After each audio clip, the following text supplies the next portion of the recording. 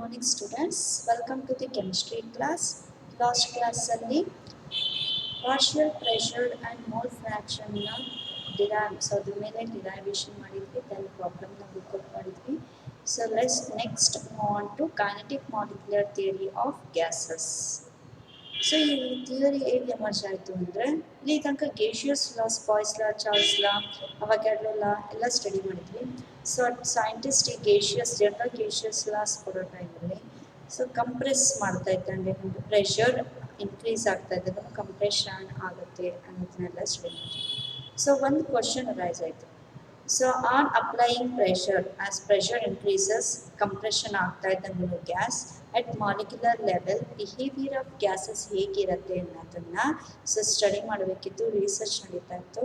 So ಆ ರಿಸರ್ಚ್ನ ಏನು model, ಒಂದು ಥಿಯರಿನೇ ಏನಂತಾರೆ kinetic molecular theory of gases.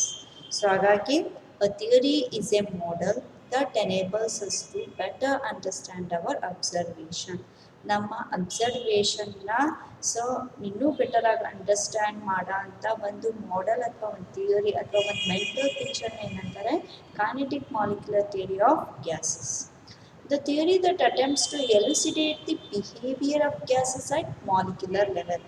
Molecular ಲೆವೆಲಲ್ಲಿ ಈಗ ಫಾರ್ ಎಕ್ಸಾಂಪಲ್ ಗ್ಯಾಸ್ನ ನಾನು ಹೈ ಪ್ರೆಷರ್ ಅಪ್ಲೈ ಮಾಡ್ತೀನಿ, ಕಂಪ್ರೆಷನ್ ಆಫ್ ಗ್ಯಾಸಸ್ ಆಗುತ್ತೆ. So at molecular level behaviour of gaseous state ಹೇಗಿರುತ್ತೆ, ಗ್ಯಾಸ್ನ ಮಾಲಿಕ್ಯೂಲ್ಸ್ನ ಏನು ನಿಮಗೆ ಬಿಹೇವಿಯರ್ ಹೇಗಿರುತ್ತೆ ಅನ್ನೋ ಎಲಿಸಿಡೇಷನ್ ಅಥವಾ ಕ್ಲಿಯರ್ ಪಿಕ್ಚರ್ನ ನಿಮಗೆ kinetic theory of molecular gases ಅಂತಾರೆ. Assumptions are postulates of the kinetic molecular theory of gases are given below. So ಅದ್ರ ಮೇಲೆ ಆ ಥಿಯರಿಯಲ್ಲಿ ನಿಮಗೆ ಸಮ್ ಪಾಸ್ಟುಲೇಟ್ಸ್ನ ಹೇಳಿದ್ದಾರೆ.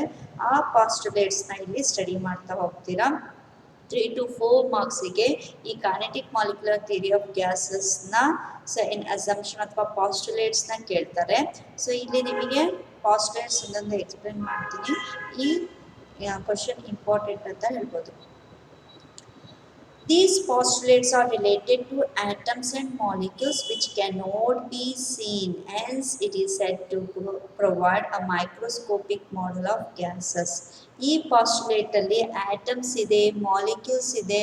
ಆ ಆಟಮ್ಸ್ ಅಥವಾ ಮಾಲಿಕ್ಯೂಲ್ಸ್ನ ನಾವು ನೇಕೆಡ್ ಇಂದ ನೋಡೋಕ್ಕಾಗಲ್ಲ, ಹಾಗಾಗಿ ಇದನ್ನ ಮೈಕ್ರೋಸ್ಕೋಪಿಕ್ ಮಾಡೆಲ್ ಆಫ್ ಗ್ಯಾಸಸ್ ಅಂತಾನೂ ಅಂತಾರೆ. ಸೊ ಇದ್ರ ಥಿಯರಿನ ಫಸ್ಟ್ ಪಾಸ್ಟುಲೇಟ್ ಏನು? Gases consist of large number of identical particles, that is atoms or molecules, that are so small and so far apart on the average that the actual volume of the molecule is negligible in comparison to the empty space between them. They are considered as point masses. This assumption explains the great compressibility of the gases. ನಮಗೆ ಗೊತ್ತಿದೆ ಗ್ಯಾಸ್ನ ನಾವು high pressure ಹಾಕಿ compress ಮಾಡ್ಬೋದು. Gas can be compressible. ಯಾಕೆ ಅದು compress ಆಗುತ್ತೆ? ಅದೇ solid R ಲಿಕ್ವಿಡ್ನ ನೀವು ಅಷ್ಟು ಈಸಿಯಾಗಿ ಕಂಪ್ರೆಷನ್ ಮಾಡೋಕ್ಕಾಗಲ್ಲ, ಗ್ಯಾಸನ್ನ ಕಂಪ್ರೆಸ್ ಮಾಡ್ಬೋದು. ಯಾಕೆ ಅಂದರೆ gases consist of large number of particles.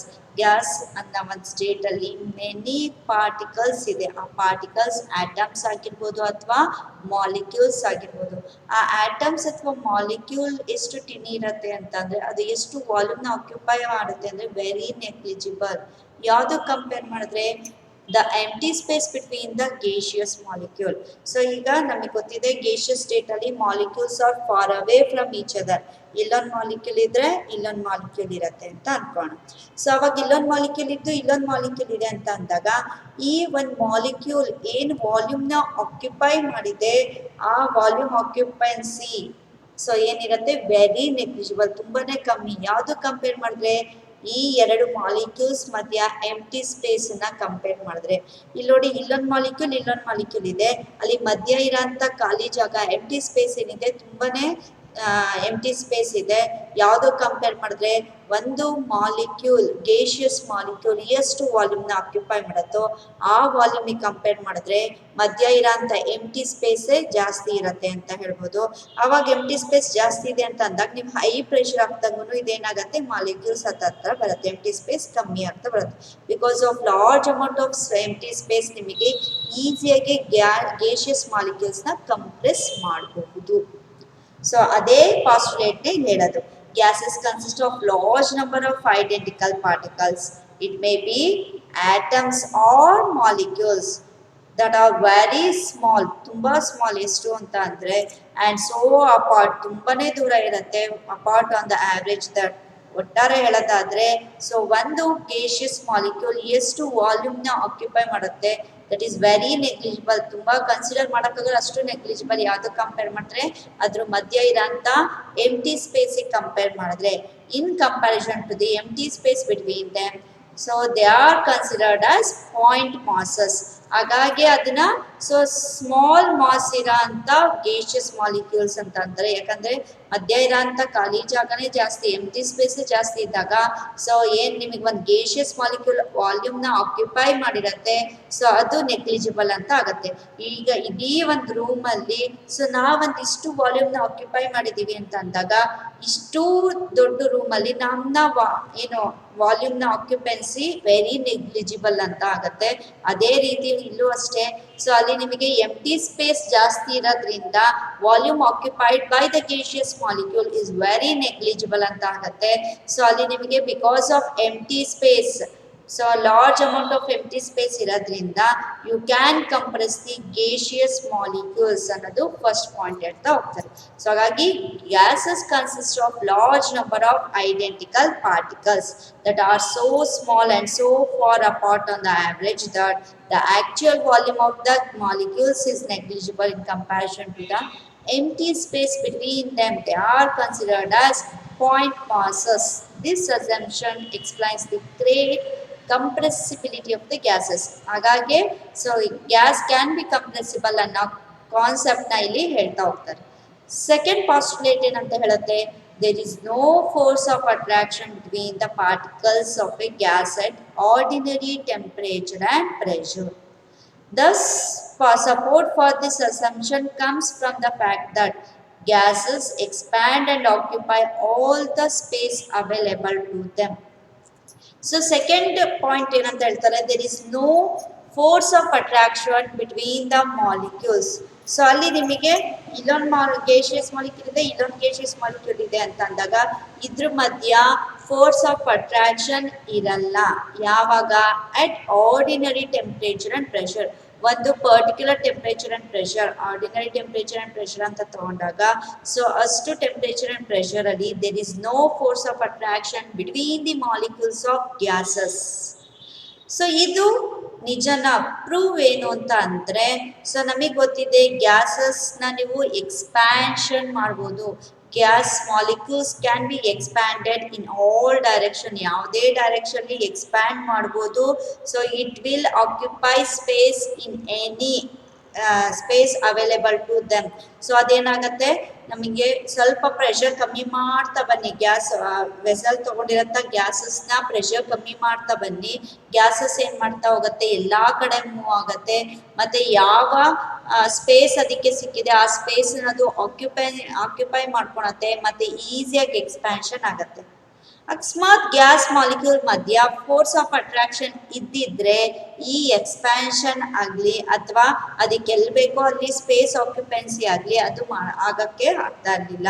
So force of attraction ಇದ್ದಿದ್ರೆ ಒನ್ ಮಾಲಿಕ್ಯೂಲ್ಸ್ ಇನ್ನೊಂದು ಮಾಲಿಕ್ಯೂಲ್ಸ್ ಹತ್ರನೇ ಇರಕ್ಕೆ ಸ್ಟಾರ್ಟ್ ಮಾಡೋದು, ಕ್ಲಿಂಗ್ ಟುಗೆದರ್ ಇರೋದು, ಅವಾಗ ಫ್ರೀ ಎಕ್ಸ್ಪ್ಯಾನ್ಷನ್ ಆಗ್ತಾ ಇರಲಿಲ್ಲ ಅಥವಾ ಅದಕ್ಕೆ ಯಾವ ಸ್ಪೇಸ್ ಬೇಕೋ ಆ ಸ್ಪೇಸ್ನ ಆಕ್ಯುಪೈ ಮಾಡ್ತಾ ಇರಲಿಲ್ಲ. ಸೊ ಅಲ್ಲಿಗೆ ನಮಗೆ ಗೊತ್ತಿದೆ ಗ್ಯಾಸ್ ಎಕ್ಸ್ಪ್ಯಾನ್ಷನ್ ಆಗುತ್ತೆ ಮತ್ತು ಅದಕ್ಕೆ ಅವೈಲೇಬಲ್ ಸ್ಪೇಸನ್ನ ಅದು ಆಕ್ಯುಪೈ ಮಾಡುತ್ತೆ ಅನ್ನೋದು ಗೊತ್ತಿದೆ. ಸೊ ಅಲ್ಲಿಗೆ ಎಕ್ಸ್ಪ್ಯಾನ್ಷನ್ ಆಗುತ್ತೆ ಅಂದರೆ there is no force of attraction between the molecules at ordinary temperature and pressure. At some temperature and pressure so ಅಲ್ಲಿಗೆ there is a weak intermolecular force of attraction ಅಂತ ಹೇಳ್ತಾರೆ. But ಒಂದು condition ಅಂದರೆ at ordinary temperature and pressure there is no force of attraction between the gaseous molecule. ಹಾಗಾಗಿ gases can be expanded and it will occupy the available space for them ಅಂತ ಹೇಳ್ಬೋದು. ಅದೇ second point ಹೇಳೋದು. So ಹಾಗಾಗಿ ನೋಡಿ, there is no force of attraction between the particles of a gas at ordinary temperature and pressure. The support for this assumption comes from the fact that gases expand and occupy all the space available to them. So next point ಏನಂತ ಹೇಳುತ್ತೆ, particles of a gas are always in constant and random motion. If the particles were at rest and occupied fixed position, then a gas would have a fixed shape which is not observed.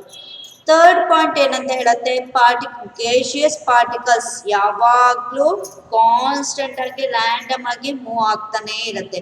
So ಅಲ್ಲಿ ನಿಮಗೆ ಒಂದು vessel gas ನ ತಗೊಂಡಾಗ ಅದರಲ್ಲಿರೋಂಥ gaseous molecules which is always under motion. So ಅಲ್ಲಿ ನಿಮಗೆ constant ಆಗಿ ಅಥವಾ ನಿಧಾನಕ್ಕೆ ಆದ್ರೂ ಆಯ್ತು ಅಲ್ಲಿ ನಿಮಗೆ ಯಾವಾಗಲೂ ಸೊ ಗೇಷಿಯಸ್ ಮಾಲಿಕ್ಯೂಲ್ ಮೂವ್ ಆಗ್ತಾನೆ ಇರುತ್ತೆ. ಅಕಸ್ಮಾತ್ ಮೂವ್ ಆಗಿಲ್ಲಂಗೆ ರೆಸ್ಟ್ ಪೊಸಿಷನ್ಲೇ ಇದ್ದಿದ್ರೆ ಫಿಕ್ಸ್ಡ್ ಪೊಸಿಷನ್ಲೇ ಇದ್ದಿದ್ರೆ ಏನಾಗೋದು? ಸೊ ಅಲ್ಲಿಗೆ ಫಿಕ್ಸ್ಡ್ ಪೊಸಿಷನ್ ಇದ್ದಿದ್ರೆ ಫೋರ್ಸ್ ಆಫ್ ಅಟ್ರಾಕ್ಷನ್ ಇರೋದು, ಮಾಲಿಕ್ಯೂಲ್ಸ್ ಮಧ್ಯೆ ಫೋರ್ಸ್ ಆಫ್ ಅಟ್ರಾಕ್ಷನ್ ಇದ್ದಾಗ ಒಂದು ರೆಗ್ಯುಲರ್ ಶೇಪ್ ಅನ್ನೋದು ಸಿಗೋದು. ಬಟ್ ನಾವು ಗ್ಯಾಸಸ್ಸಿಗೆ ರೆಗ್ಯುಲರ್ ಶೇಪ್ ಒಂದು ಶೇಪ್ ಅನ್ನೋದು ನೋಡಲ್ಲ, ಫಿಕ್ಸ್ಡ್ ಶೇಪ್ ಅನ್ನೋದಿಲ್ಲ. ಯಾವ ಕಂಟೈನರ್ ಅಲ್ಲಿ ತಗೊಂತೀವಿ ಆ ಕಂಟೈನರ್ನ ಶೇಪ್ ಅದು ತಗೊಂತಾ ಹೋಗುತ್ತೆ. ಸೊ ಅಲ್ಲಿಗೆ gases doesn't have fixed shape, doesn't have regular shape. ಯಾಕೆ ಅಂತ ಅಂದ್ರೆ ಅಲ್ಲಿ ನಿಮಗೆ ಗ್ಯಾಸ್ ಪಾರ್ಟಿಕಲ್ಸ್ ಏನಾಗಿರುತ್ತೆ always under constant and random motion. So ಅಲ್ಲಿ ಯಾವಾಗಲೂ ಮೂವ್ ಆಗ್ತಾನೆ ಇರುತ್ತೆ. ಮೂವ್ ಆಗ್ತಾ ಇರೋದ್ರಿಂದ ಅದಕ್ಕೆ ಒಂದು ಡೆಫಿನೆಟ್ ಶೇಪ್ ಅನ್ನೋದು ಇಲ್ಲ. ಮೂವ್ ಆಗಿರ್ಲಿಲ್ಲಂಗೆನೆ ಫಿಕ್ಸ್ಡ್ ಪೊಸಿಷನ್ ಇದ್ದಿದ್ರೆ it may have definite shape ಅನ್ನೋದು ಹೇಳ್ಬೋದು. ಸೊ ಹಾಗಾಗಿ ಥರ್ಡ್ ಪಾಯಿಂಟ್ ಏನಂತ ಹೇಳುತ್ತೆ, particles of A gas are always in constant and random motion. If the particles were at rest and occupied fixed position, then a gas would have a fixed shape which is not observed. ಅದು rest position ಇದ್ದಿದ್ರೆ gaseous molecule fixed shape ಇರೋದು, but ನಾವು fixed shape ನೋಡಲ್ಲ gas ಅಲ್ಲಿ. So ಅದು ಯಾವ container ತಗೊಂಡಿರ್ತೀವೋ ಆ shape ನ ತಗೊಳತ್ತೆ. ಅಲ್ಲಿಗೆ it doesn't have definite shape ಅನ್ನೋದು ನಮ್ಗೆ ಇಲ್ಲಿ ಗೊತ್ತಾಗುತ್ತೆ. ನೆಕ್ಸ್ಟ್ ಪಾಯಿಂಟ್ ಏನಂತ ಹೇಳುತ್ತೆ, particles of a gas move in all possible directions in straight lines. During their random motion, they collide with each other and with the walls of the container. Pressure is exerted by a gas as a result of collisions of the particles with the walls of the container. So ಇಲ್ಲಿ gas molecules particles move ಆಗತ್ತೆ ಅಂತ ಹೇಳಿದೆ. ಅದು move ಆಗೋದು ಒಂದೇ ಇದರಲ್ಲಿ ನಿಮಗೆ direction move ಆಗಲ್ಲ. It moves in all possible direction. ಯಾವ ಡೈರೆಕ್ಷನ್ ಅದು ಪಾಸಿಬಿಲಿಟೀಸ್ ಇರುತ್ತೋ ಆ ಎಲ್ಲ ಡೈರೆಕ್ಷನ್ ಅದು ಪಾರ್ಟಿಕಲ್ಸ್ ಆಫ್ ಗ್ಯಾಸ್ ಏನಾಗತ್ತೆ ಮೂವ್ ಆಗತ್ತೆ. But in a straight line ಅಲ್ಲೇ ಮೂವ್ ಆಗತ್ತೆ. ಮೂವ್ ಆಗೋ ಟೈಮಲ್ಲಿ ಏನಾಗುತ್ತೆ, ಇಲ್ಲೊಂದು ಗೇಷಿಯಸ್ ಮಾಲಿಕ್ಯೂಲ್ ಮೂವ್ ಆಗ್ತಾ ಇದೆ, ಇಲ್ಲಿಂದ ಒಂದು ಗೇಷಿಯಸ್ ಮಾಲಿಕ್ಯೂಲ್ ಮೂವ್ ಆಗ್ತದೆ ಅಂದಾಗ so gaseous molecules May collide with each other. So ಅಲ್ಲಿ ಏನಾಗುತ್ತೆ, ಪಾರ್ಟಿಕಲ್ಸ್ ಆಫ್ ಎ ಗ್ಯಾಸ್ ಏನಾಗುತ್ತೆ, ಸೊ ಅಲ್ಲಿ ಕಂಡ ಮೋಷನ್ ಮೂವ್ಮೆಂಟ್ ಆಗ್ತಾ ಇರತ್ತೆ ಅಂತ ಹೇಳಿದ್ವಿ. ಎಲ್ಲಾ ಪಾಸಿಬಲ್ ಡೈರೆಕ್ಷನ್ ಅದು ಮೂವ್ ಆಗ್ತಾ ಇರತ್ತೆ. ಮೂವ್ ಆಗೋ ಟೈಮಲ್ಲಿ ಏನಾಗ್ಬೋದು, ಒಂದು ಗೇಷಿಯಸ್ ಮಾಲಿಕ್ಯೂಲ್ ಇನ್ನೊಂದು ಗೇಷಿಯಸ್ ಮಾಲಿಕ್ಯೂಲ್ ಏನಾಗ್ಬೋದು ಕೊಲಿಷನ್ಸ್ ಆಗ್ಬೋದು, May collide with each other. Collisions ಆಯ್ತು ಅಂದಾಗ ಏನಾಗುತ್ತೆ, ಪ್ರೆಷರ್ ಎಕ್ಸರ್ಟ್ ಆಗುತ್ತೆ. ಸೊ ಅಲ್ಲಿಗೆ ಪ್ರೆಷರ್ ಎಕ್ಸರ್ಟೆಡ್ ಬೈ ಗ್ಯಾಸ್ ಅಂತ ಹೇಳ್ಬೋದು. ಸೊ ಹಾಗಾಗಿ ನಿಮಗೆ ಒಂದು ವೆಸಲ್ ಅಲ್ಲಿ ಗ್ಯಾಸ್ ತಗೊಳ್ಳಿ, ಅದಕ್ಕೆ ಪಿಸ್ಟನ್ ಹಾಕಿ ಸ್ವಲ್ಪ ಹೊತ್ತಲ್ಲಿ ನಿಮಗೆ ಹಾಗೆ ಬಿಟ್ರೆ ಕೊಲಿಷನ್ಸ್ ಎಲ್ಲಾ ಕಡೆ ಮೂವ್ ಆಗ್ತಾ ಇದ್ದಾಗೂ ಕೊಲಿಷನ್ಸ್ ಆದಾಗೂ ಪಿಸ್ಟನ್ ನೋಡಿ ಮೇಲ್ ಬರಕ್ ಸ್ಟಾರ್ಟ್ ಆಗುತ್ತೆ, ಎಕ್ಸ್ಪ್ಯಾನ್ಷನ್ ಆಗಕ್ ಸ್ಟಾರ್ಟ್ ಆಗುತ್ತೆ. ಯಾಕಂದ್ರೆ ಪ್ರೆಷರ್ ಎಕ್ಸರ್ಷನ್ ಆಗ್ತಾ ಇರತ್ತೆ ಅಂತ ಹೇಳ್ಬೋದು. ಹಾಗಾಗಿ ಸಮ್ ವರ್ಕ್ ನಡೆಯುತ್ತೆ ಅಂತ ಹೇಳಿ ನಾವು ಹೇಳ್ತಾ ಹೋಗ್ತೀವಿ. ಸೊ ಹಾಗಾಗಿ ಏನಾಗುತ್ತೆ, particles of gas move in all possible direction in a straight line. During their random motion they collide with each other and with the walls of the container. ಈಗ ಒಂದು ಕಂಟೈನರ್ ಅಲ್ಲಿ ನಾನು ಗೇಷಿಯಸ್ ಮಾಲಿಕ್ಯೂಲ್ ನ gas ನ ತಗೊಂಡಿದ್ದೀನಿ ಅಂದ್ರೆ molecule ಮಧ್ಯೆ ಮಾತ್ರ ಕೊಲಿಷನ್ಸ್ ಆಗಲ್ಲ. ಈಗ ಕಂಟೈನರ್ ನ ವಾಲ್ಸ್ ಇದೆ ಅಂದಾಗ ಕಂಟೈನರ್ ನ ವಾಲ್ಸಿಗೂ ಸೊ ಏನಾಗುತ್ತೆ, ಈ ಗೇಷಿಯಸ್ ಮಾಲಿಕ್ಯೂಲ್ ಕೊಲಿಷನ್ಸ್ ಆಗತ್ತೆ. ಸೊ ಕೊಲಿಷನ್ಸ್ ಆದಾಗ ಏನಾಗುತ್ತೆ, ಪ್ರೆಷರ್ ಎಕ್ಸರ್ಟ್ ಆಗತ್ತೆ ಅಂತ ಹೇಳ್ಬೋದು. ಸೊ ಅದೇ ಈ ಪಾಯಿಂಟ್ ಹೇಳ್ತಾರೆ, particles of a gas move in all possible directions in straight line. During their random motion, they collide with each other and with the walls of the container. Pressure is exerted by gas as a result of collisions of the particles with the walls of the container. So particles under random motion, so in all possible directions, the particles may collide with each other or may collide with the walls of the container. So that overall pressure exerted by the gas as a result of collisions between the molecules of gas and collision between the walls of the container and the gaseous particles ಅಂತ ಹೇಳ್ಬೋದು. ಇದು ಈ assumption, ಈ postulates. Next point, next assumption ಏನಂತ ಅಂದ್ರೆ collisions of a gas molecules are perfectly elastic. This means that total energy of the molecules before and after the collisions remains same. There may be exchange of energy between colliding molecules. Their individual energies may change, but the sum of their energies remains constant. If there were loss of kinetic energy, the motion of the molecules will stop and gases will settle down. This is contrary to what is actually observed. Next postulate ಏನಂತ ಹೇಳ್ತಾರೆ, collisions ಆಗತ್ತೆ gas particles ಮಧ್ಯ ಅಂತ ಗೊತ್ತಾಯ್ತು. ಆ ಕೊಲಿಷನ್ಸ್ಗೆ ಏನ್ nature ಇದೆ ಅಂದ್ರೆ they are perfectly elastic in nature ಅಂತ ಅಂತಾರೆ. ಪರ್ಫೆಕ್ಟ್ಲಿ ಎಲಾಸ್ಟಿಕ್ ಇನ್ ನೇಚರ್ ಅಂತ ಅಂದಾಗ ಕೊಲಿಷನ್ಸ್ ಆದಾಗ ಎನರ್ಜಿ ಏನಾಗ್ಬೋದು, ಲಾಸ್ ಆಗ್ಬೋದು. ಸೊ ಆದ್ರೆ ಇಲ್ಲಿ ನಿಮಗೆ ಆ ಕೊಲಿಷನ್ಸ್ ಪರ್ಫೆಕ್ಟ್ಲಿ ಎಲಾಸ್ಟಿಕ್ ಅಂತ ಅಂತಾರೆ. ಓವರ್ ಆಲ್ ನಾವು ಅಟ್ ಲಾಸ್ಟ್ ಟೋಟಲ್ ಎನರ್ಜಿ ಅಂತ ನೋಡಿದಾಗ, ಟೋಟಲ್ ಕೈನೆಟಿಕ್ ಎನರ್ಜಿ ಅಂತ ಅಂದಾಗ ರಿಮೈನ್ಸ್ ಕಾನ್ಸ್ಟೆಂಟ್. ಇದೊಂದು ಸ್ಪೀಡಲ್ಲಿ ಹೋಗ್ತಾ ಇರತ್ತೆ ಈ ಪಾರ್ಟಿಕಲ್, ಇಲ್ಲೊಂದು ಸ್ಪೀಡಲ್ಲಿ ಈ ಪಾರ್ಟಿಕಲ್ ಮೂವ್ ಆಗುತ್ತೆ. ಸೊ ಅಲ್ಲಿ ಮೂವ್ ಆಗ್ತಾ ಇರ್ಬೇಕಾದ್ರೆ ಕೊಲಿಷನ್ಸ್ ಆದಾಗ ಸೊ ಅಲ್ಲಿ there is no loss of energy ಅಥವಾ ಗೇನ್ ಆಫ್ ಎನರ್ಜಿ. ಬಟ್ ಇಲ್ಲಿ ನಿಮಗೆ ಈ ಮಾಲಿಕ್ಯೂಲ್ನ ಸ್ಪೀಡ್ ಇದಕ್ಕೆ ಟ್ರಾನ್ಸ್ಫರ್ ಆಗ್ಬೋದು ಅಥವಾ ಈ ಮಾಲಿಕ್ಯೂಲ್ನ ಸ್ಪೀಡ್ ಇದಕ್ಕೆ ಟ್ರಾನ್ಸ್ಫರ್ ಆಗ್ಬೋದು. Exchange of energy takes place. So while collisions takes place, collision ಆಗೋ ಟೈಮಲ್ಲಿ ಎನರ್ಜಿ ಎಕ್ಸ್ಚೇಂಜ್ ಆಗ್ಬೋದು, ಸ್ಪೀಡ್ ಎಕ್ಸ್ಚೇಂಜ್ ಆಗ್ಬೋದು.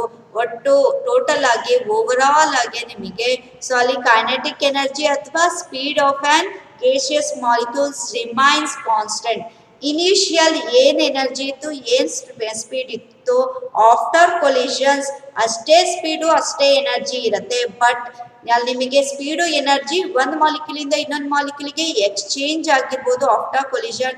But over all kinetic energy ಅಥವಾ ಸ್ಪೀಡ್ ರಿಮೈನ್ಸ್ ಕಾನ್ಸ್ಟೆಂಟ್ ಅಂತ ಹೇಳ್ತಾರೆ. ಅಕಸ್ಮಾತ್ ಅಲ್ಲಿ ನಿಮಗೆ ಸೊ ಏನು ರಿಮೈನ್ ಕಾನ್ಸ್ಟೆಂಟ್ ಆಗಿಲ್ಲ, ಸೊ ಅದು ಲಾಸ್ ಆಫ್ ಎನರ್ಜಿ, ಕೊಲಿಷನ್ಸ್ ಆಯಿತು, ಲಾಸ್ ಆಫ್ ಎನರ್ಜಿ ಆಗ್ತದೆ ಅಂತ ಅನ್ಕೋಣ. ಏನಾಗ್ಬೋದು, ಸೊ ಈಗ ನಿಮಗೆ ಇಲ್ಲೊಂದು ಸ್ಪೀಡಲ್ಲಿ ಒಂದು ಮಾಲಿಕ್ಯೂಲ್ ಇನ್ನೊಂದು ಮಾಲಿಕ್ಯೂಲ್ ಕೊಲಿಷನ್ಸ್ ಆಯಿತು. ಕೊಲಿಷನ್ಸ್ ಆದಾಗ ಲಾಸ್ ಆಫ್ ಎನರ್ಜಿ ಆಯಿತು. ಈ ಮಾಲಿಕ್ಯೂಲ್ ಮಧ್ಯ ಲಾಸ್ ಆಫ್ ಎನರ್ಜಿ ಆದಾಗ ಇದಕ್ಕೆ ಎನರ್ಜಿ ಕಮ್ಮಿ ಆಯ್ತು. ಈ ಮಾಲಿಕ್ಯೂಲ್ಸ್ಗೆ ಎನರ್ಜಿ ಕಮ್ಮಿ ಆಯಿತು ಅಂತ ಅಂದಾಗ ಅದಕ್ಕೆ ಮೂವ್ ಆಗಕ್ಕೆ ಸಾಧ್ಯ ಇಲ್ಲ. ಅವಾಗ ಏನಾಗುತ್ತೆ, ಕೆಳಗಡೆ ಬಂದು ಸೆಟಲ್ ಆಗುತ್ತೆ. ಸೊ ಇದೇ ರೀತಿ ಎಲ್ಲಾ ಮಾಲಿಕ್ಯೂಲ್ಸ್ ಕೊಲಿಷನ್ಸ್ ಆಗಿ ಆಗಿ ಆಗಿ ಸೊ ಎನರ್ಜಿ ಲಾಸ್ ಆಗಿ ಕೆಳಗಡೆ ಸೆಟಲ್ ಆಗ್ತಾ ಇತ್ತು, ಸೆಟ್ಲಿಂಗ್ ಆಫ್ ಗ್ಯಾಸಸ್ ಆಗ್ತಾ ಇತ್ತು. ಬಟ್ ನಾವು ಸೆಟಲಿಂಗ್ ಆಫ್ ಗ್ಯಾಸಸ್ ನೋಡಲ್ಲ. Gaseous molecules always under random motion ಅಂತ ಹೇಳ್ತೀವಿ. ಇದರಿಂದ ಏನ್ ಗೊತ್ತಾಗತ್ತೆ, speed may change, exchange between the molecules ಅಥವಾ energy, kinetic energy may exchange between the gaseous molecule. But overall kinetic energy, overall speed remains constant ಅಂತ ಹೇಳುತ್ತೆ ಈ assumption. ಸೊ ಹಾಗಾಗಿ ನೋಡಿ, collisions of gas molecules are perfectly elastic. This means that the total energy of a molecules before and after collisions remains same. There may be exchange of energy between the colliding molecules. Their individual energy may change, but the sum of their energy remains constant. If there were loss of kinetic energy, the motion of molecules will stop and gases will settle down. This is contrary to what is actually observed. ನಾವು ಈ ಅಬ್ಸರ್ವೇಷನ್ನ ನೋಡಲ್ಲ. Gaseous molecule settle ಆಗತ್ತೆ, ಅದ್ರ energy ಕಳ್ಕೊಳತ್ತೆ. ನಾವೇನು observe ಮಾಡ್ತೀವಿ, gaseous molecules always under motion, random motion in all possible direction ಅಂತ ಹೇಳ್ತೀವಿ. ಮೇಲೆ ಪಾಸ್ಟುಲೇಟ್ನ ಹೇಳ್ತೀವಿ. ಅಕಸ್ಮಾತ್ ಅದೇನಾದ್ರೆ ಎನರ್ಜಿ ಏನಾದರೂ ಕಳ್ಕೊಂಡಿದ್ರೆ ಅದು ಸೆಟಲ್ ಆಗೋದು, ಬಟ್ ನಾವು ಅದನ್ನು ಅಬ್ಸರ್ವ್ ಮಾಡಲ್ಲ. ಇದರಿಂದ ಏನು ಗೊತ್ತಾಗುತ್ತೆ, individual energy, individual speed of an gaseous molecules may vary, but overall in total kinetic energy, average kinetic energy and speed of an gaseous molecules remains constant ಅಂತ ಈ ಪಾಯಿಂಟ್ ಹೇಳುತ್ತೆ. ನೆಕ್ಸ್ಟ್ ಪಾಯಿಂಟ್ ಏನು, at any particular time different particles in a gas have different speed and hence different kinetic energies. This assumption is reasonable because As the particle collide, we expect their speed to change. Even if initial speed of all the particles was same, the molecular collisions will disrupt this uniformity.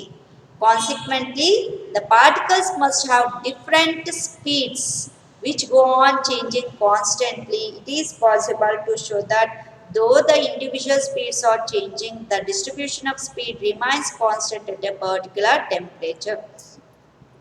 So ನೀವು ಈ point ಏನಂತ ಹೇಳುತ್ತೆ, ನೀವು ಯಾವುದೇ ಒಂದು particular time ಅಂತ ತಗೊಂಡಾಗ different particles in gaseous ಸ್ಟೇಟ್ಗೆ ಡಿಫ್ರೆಂಟ್ ಸ್ಪೀಡ್ ಇರುತ್ತೆ, ಡಿಫ್ರೆಂಟ್ ಕೈನೆಟಿಕ್ ಎನರ್ಜಿ ಇರುತ್ತೆ. ಸ್ಟಾರ್ಟಿಂಗ್ ಇನಿಷಿಯಲ್ ಸ್ಟೇಜ್ ಅಲ್ಲಿ ನಾನು ಒಂದು ಗೇಷಿಯಸ್ ಮಾಲಿಕ್ಯೂಲ್ಸ್ ತಗೊಂಡಿದ್ದೀನಿ. So where the all the gaseous molecules have same speed, same kinetic energy ಅಂತ ಅನ್ಕೊಳ್ಳೋಣ. ಇನಿಷಿಯಲ್ ಆಗಿ ಈಗ ರೇಸಿಗೆ ಹೋಗ್ಬೇಕಾದ್ರೆ, ಸೊ ರೇಸಿಗೆ ಬಿಡ್ಬೇಕಾದ್ರೆ ಏನ್ ಮಾಡ್ತಾರೆ, ಎಲ್ಲಾರು ಒಂದೇ ಇದರಲ್ಲಿ ಕೂರ್ಸಿರ್ತಾರೆ. ಅವಾಗ ವಿಜುವಲ್ ಆಗಿದ್ಮೇಲೆ ಅವರು ಸ್ಪೀಡ್ ಅವ್ರ ಎನರ್ಜಿ ಮೇಲೆ ಫಸ್ಟ್ ಬರ್ತಾರೆ ಇಲ್ಲ ಲಾಸ್ಟ್ ಬರ್ತಾರೆ, ಈ ರೀತಿ ಡಿಫ್ರೆಂಟ್ ಸ್ಪೀಡ್ ಡಿಫ್ರೆಂಟ್ ಎನರ್ಜಿ ಅಂತ ಕಾನ್ಸೆಪ್ಟ್ ಆಗುತ್ತೆ. ಇಲ್ಲೂ ಅಷ್ಟೇ, ಸ್ಟಾರ್ಟಿಂಗ್ ಈಗ ಇನಿಷಿಯಲ್ ಆಗಿ ನಾನು ಎಲ್ಲಾ ಗೇಷಿಯಸ್ ಮಾಲಿಕ್ಯೂಲ್ನ ಸ್ಪೀಡ್ ಮತ್ತೆ ಎನರ್ಜಿ ಸೇಮ್ ತಗೊಂಡಿದ್ದೀನಿ. ಆಫ್ಟರ್ ಸಮ್ ಟೈಮ್ ಮೂವ್ ಆಗ್ತಾ ಇರುತ್ತೆ, ಗೇಷಿಯಸ್ ಮಾಲಿಕ್ಯೂಲ್ ಕೊಲಿಷನ್ಸ್ ಆಗುತ್ತೆ. ಕೊಲಿಷನ್ ಆದಾಗ ಸ್ಪೀಡ್ ವೇರಿ ಆಗುತ್ತೆ, ಕೈನೆಟಿಕ್ ಎನರ್ಜಿ ವೇರಿ ಆಗುತ್ತೆ. ಯಾವ್ದ್ರದ್ದು ಇಂಡಿವಿಜುವಲ್ ಗೇಷಿಯಸ್ ಮಾಲಿಕ್ಯೂಲ್ಸ್ ಇದು. ಅಟ್ ಲಾಸ್ಟ್ ನಾವು ನೋಡಿದಾಗ ಸೊ ಇಂಡಿವಿಜುವಲ್ ಅಂತಾರ ಓವರ್ ಆಲ್ ಗೇಷಿಯಸ್ ಮಾಲಿಕ್ಯೂಲ್ಸ್ ನ ಸ್ಪೀಡ್ ಮತ್ತೆ ಕೈನೆಟಿಕ್ ಎನರ್ಜಿ ಇನಿಷಿಯಲ್ ನಾವು ಎಷ್ಟು ತಗೊಂಡಿದ್ವು ಅಷ್ಟೇ ಕಾನ್ಸ್ಟೆಂಟ್ ಮೇಂಟೈನ್ ಆಗಿರುತ್ತೆ. ಬಟ್ ಇಂಡಿವಿಜುವಲ್ ಮಾಲಿಕ್ಯೂಲ್ ನ ಸ್ಪೀಡ್ ಮತ್ತೆ ಸೊ ಕೈನೆಟಿಕ್ ಎನರ್ಜಿ ಏನಾಗ್ಬೋದು ಚೇಂಜ್ ಆಗ್ಬೋದು. But over all average kinetic energy, average speed remains constant at particular temperature ಅಂತ ಈ ಪಾಯಿಂಟ್ ಹೇಳೋದು. ಅಲ್ಲಿಗೆ at any particular time the different particles in gas have different speeds and hence different kinetic energy, but at last overall or average kinetic energy, average speed remains constant at particular temperature ಅನ್ನೋದು ಈ point ಹೇಳುತ್ತೆ. So next, if a molecule has variable speed, then it must have a variable kinetic energy.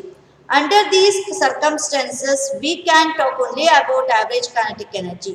In kinetic theory, it is assumed that average kinetic energy of the gas molecule is directly proportional to the absolute temperature.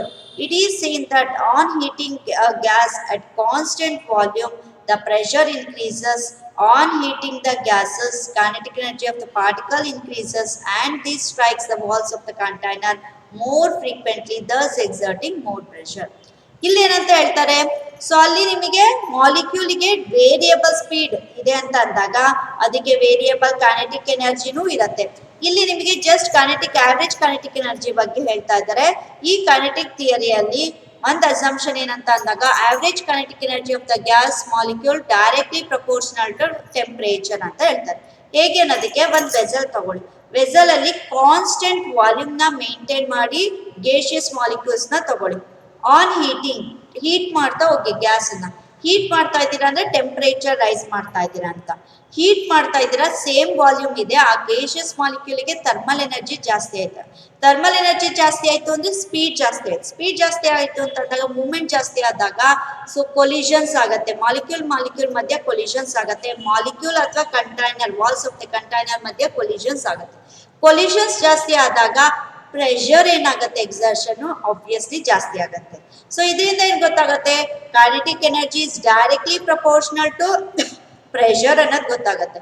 As temperature ಮತ್ತೆ kinetic energy is directly proportional to temperature ಅನ್ನೋದು ಗೊತ್ತಾಗುತ್ತೆ. As temperature increases kinetic energy increases. As kinetic energy increases collisions increases. As collision increases pressure exertion also increases ಅನ್ನೋ link ಅನ್ನು ಇಟ್ಕೊಂಡು ಇಲ್ಲಿ assumption ನ ಹೇಳ್ತಾ ಇದ್ದಾರೆ.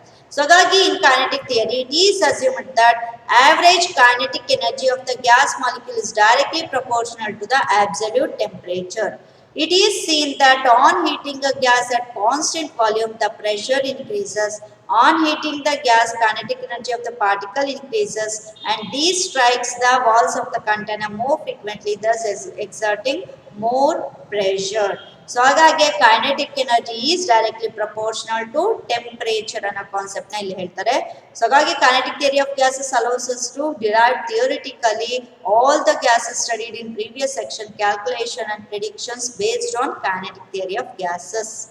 Agree very well with the experimental observation and thus establish the correctness of this model. So ನೋಡಿದ್ದನ್ನ next ಕ್ಲಾಸಲ್ಲಿ ಮಾಡ್ತೀವಿ. Thank you.